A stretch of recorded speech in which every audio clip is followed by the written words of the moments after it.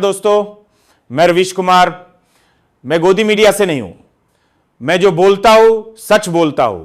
क्या मोदी का वक्त अब पूरा हो गया? क्या मोदी की कुर्सी जाने वाली? क्या अब अगले प्रधानमंत्री अमित शाह होंगे? जानेंगे पूरी खबर वीडियो में। चलिए शुरू करते हैं। दोस्तों, मोदी की सत्ता अब डगमगाने लगी है। क्या मोदी का सफाया होने वाला है?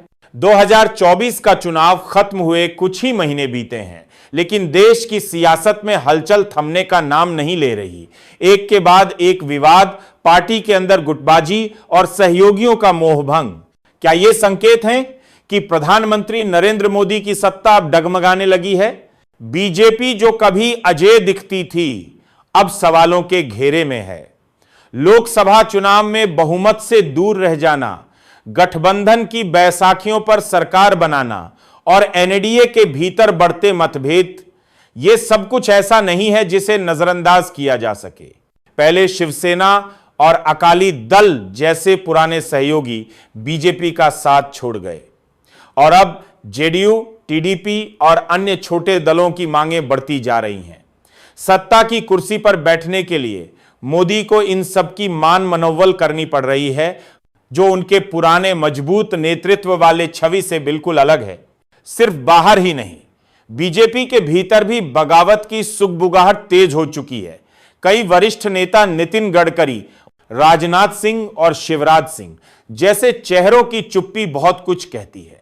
क्या अंदर ही अंदर पार्टी में पीएम मोदी और अमित शाह की जोड़ी को चुनौती देने की तैयारी हो रही है? देश में बेरोजगारी, महंगाई और किसानों की समस्याएं जस की तस बनी हुई हैं।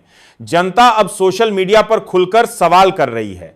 कहीं ऐसा तो नहीं कि जिस अपार जनसमर्थन के दम पर मोदी सत्ता में आए थे, वही अब धीरे धीरे खिसकता जा रहा है।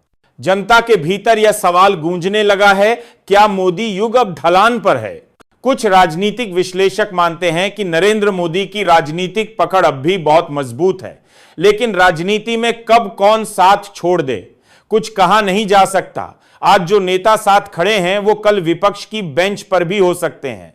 भविष्य अनिश्चित है, लेकिन एक बात तय है, 2025-2026 की राजनीति केवल चेहरे की नहीं, काम की परीक्षा होगी। भारत की राजनीति एक बार फिर करवट ले रही है। नरेंद्र मोदी के नेतृत्व में एक दशक तक राज करने वाली भाजपा अब एक नए मोड़ पर खड़ी है। सवाल उठने लगे हैं, क्या नरेंद्र मोदी के बाद देश की बागडोर अमित शाह के हाथों में जाएगी? क्या वो भारत के अगले प्रधानमंत्री बनने जा रहे हैं?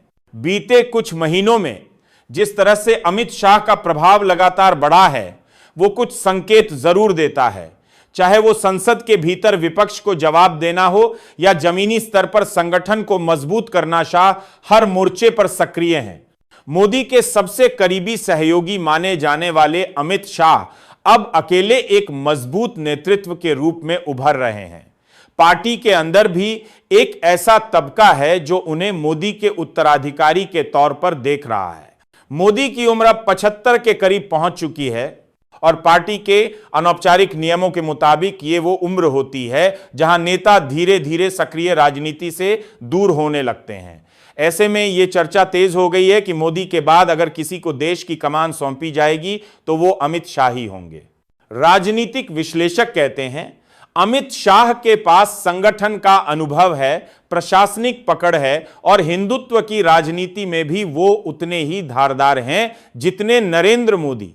बीजेपी शासित राज्यों में भी अमित शाह की छवि एक संकट मोचक की बन चुकी है। चाहे महाराष्ट्र की उलझी राजनीति हो या जम्मू कश्मीर का विशेष दर्जा हटाना, हर जगह अमित शाह की रणनीति ने पार्टी को फायदा पहुंचाया। लेकिन सवाल सिर्फ अनुभव और ताकत का नहीं है। सवाल यह भी है, क्या जनता अमित शाह को मोदी की तरह स्वीकार करेगी? मोदी की छवि एक जननेता की है जो सीधे जनता से संवाद करता है, जबकि शाह को एक रणनीतिकार के रूप में जाना जाता है जो पर्दे के पीछे से खेलने में माहिर हैं। क्या ऐसा नेता सामने आकर देश की बागडोर संभाल पाएगा? अंदर खाने की खबरें बताती हैं कि खुद मोदी भी चाहते हैं कि उनके बाद कोई भरोसेमंद नेता प्रधानमंत्री बने और अमित शाह से ज्यादा भरोसेमंद चेहरा फिलहाल बीजेपी के पास नहीं दिखता। लेकिन इस राह में कुछ अड़चने भी हैं। नितिन गडकरी, योगी आदित्यनाथ और शिवराज सिंह जैसे नेताओं की भी अपनी महत्वाकांक्षाएं हैं। अगर पीएम की रेस खुली होती है तो ये नेता भी पीछे नहीं हटेंगे। फिलहाल तस्वीर धुंधली है, लेकिन एक बात साफ है, 2029 से पहले ही बीजेपी में नेतृत्व को लेकर हलचल शुरू हो चुकी है। क्या अमित शाह इस चुनौती को स्वीकार करेंगे?